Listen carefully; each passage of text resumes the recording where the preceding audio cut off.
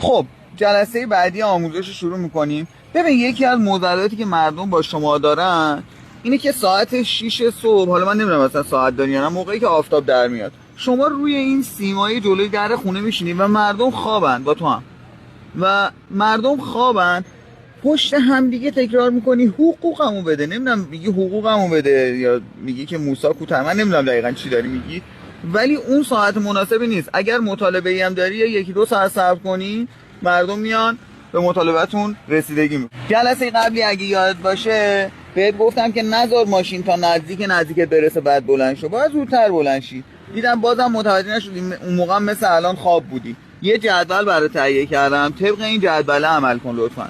اگر ماشینی با سرعت 30 کیلومتر در ساعت داشت میاد 4 متر جلوتر باید بلند شی. اگر 40 کیلومتر بود 6 متر. اینو هی همینجوری زیاد میشه. اگه میبینی یه ماشین داره با 80 کیلومتر میاد زودتر باید بلند شی، حداقل 14 متر جلوتر باید بلند شی.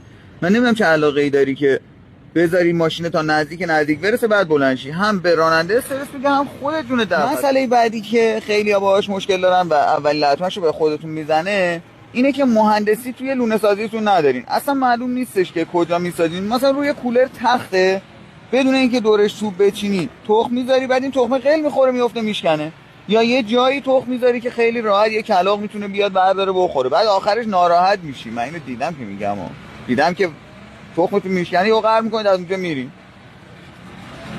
یه وقتایی جایی لونه درست میکنی که اصلا متحرکه، مثلا ممکن روی سقف یه دونه ماشین لونه بسازین، خب اون حرکت میکنه میره اصلا یه شهر دیگه.